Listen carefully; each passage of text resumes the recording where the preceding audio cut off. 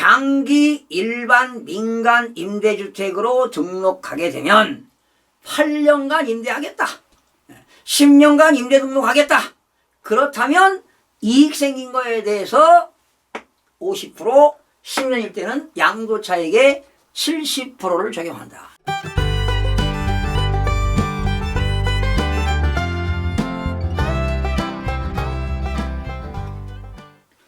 시청자 여러분 안녕하십니까? 김동수입니다.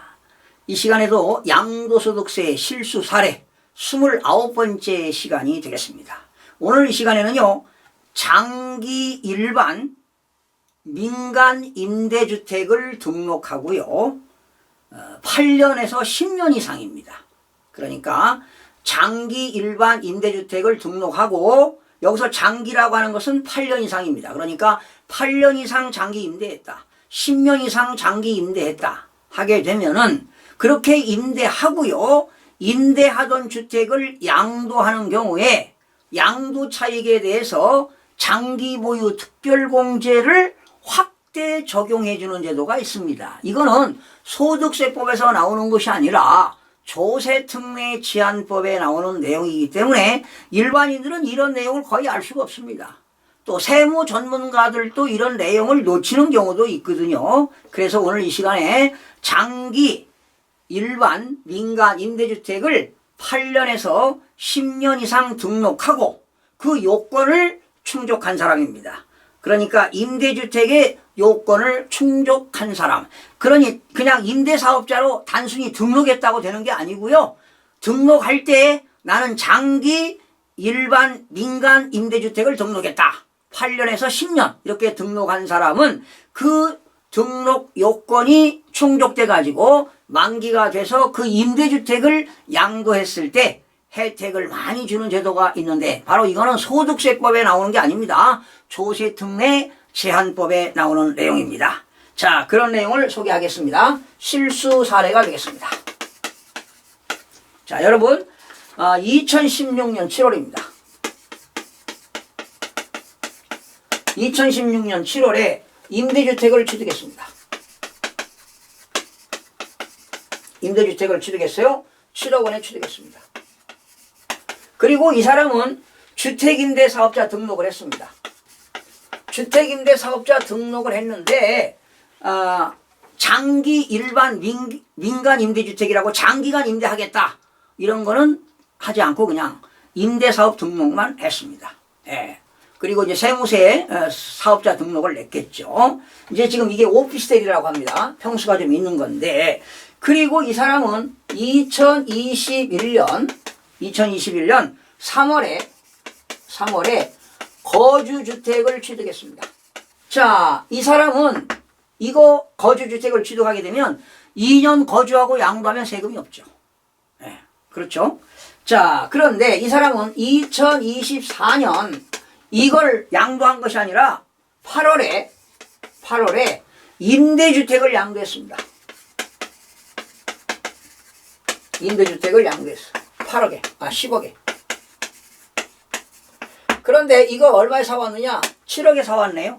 7억에 사와가지고 임대주택을 양도했다니까, 이거. 이 오피스텔입니다, 이게.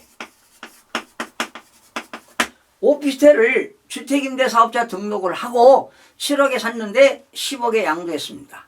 여러분, 8년 됐나요? 그렇죠. 8년이 넘었죠. 8년 1개월이 되겠습니다. 8년 1개월. 그러면 이 사람은 8년이니까요. 8년이면은 8년을 보유했어요. 8년 보유했으니까 거주는 안 했죠. 8년 보유했으니까 1년에 2%씩 원래는 16%를 장기 보유 특별공제를 적용해야 돼요. 그런데 이 사람은 어떤 착각했느냐? 전문가로부터 들었어요. 조세특례 제한법에 의해서 8년 이상 장기 일반 민간 주택을 등록하게 되면 조세특례 제한법에 의해서 양도차익의 50%를 공제해 주고요. 10년 이상 장기 일반 민간 임대주택으로 등록하게 되면 양도차익의 70%를 공제합니다. 이런 내용은 어디에 나오는 거냐? 소득세법에 나오는 게 아니에요. 여러분 1세대 1주택 고가주택을 양도했을 때 12억 원을 초과하는 고가주택을 양도했을 때는 1년에 4%입니다. 만약에 3년 보유했다 그러면 12%지요. 또 3년 거주했다 12%지요. 24%를 공제합니다. 그리고 10년 보유, 10년 거주했다면 최고 80%까지 공제하지요.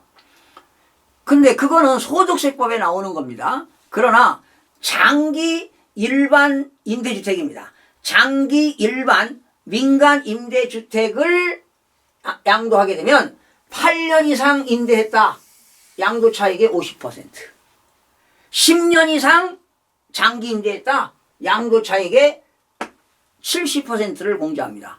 근데 이 사람은 지금 2016년 7월에 사온 임대주택을 2024년 8월에 임대주택을 양도했으니까 8년 이상 그 임대사업하고 양도했으니까 장기보유 특별공제를 양도차익의 50%를 적용했다는 것이 절대로 적용이 안 됩니다. 왜? 장기 일반 민간 임대주택으로 등록을 하지 않았기 때문입니다. 민간 임대주택에 대한 특별법이라는 게 있어요. 민간 임대주택에 관한 특별법에 대해서 장기 일반 민간 임대주택을 등록을 했다면 이거 혜택이 있습니다. 근데 이 사람은 장기 일반 민간 임대주택으로 등록을 하지 않고 그냥 임대사업자 등록했다는 겁니다. 그래서 이 사람은 50%를 적용하는 게 아니라 몇 프로? 16%만 적용하는데 모르고 50%를 잘못 적용한 것이다. 네.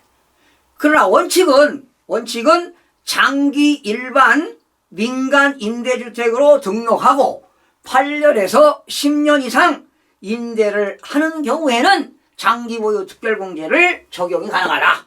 8년일 때는 50%, 그리고 10년 이상 임대할 때는 양도차익의 70%를 공제한다는 내용이 되겠습니다. 그러니까 50%를 공제하게 되면은요, 장기보유 특별공제가 1억 5천만 원인데, 그런데 적용을 하지 않고 그냥 16%를 적용하면 4,800만 원밖에 공제가 안 됩니다. 그런 차이가 있습니다. 자, 오늘 새로운 걸 배우셨습니다. 장기 일반 민간 임대주택으로 등록하게 되면 8년간 임대하겠다. 10년간 임대 등록하겠다.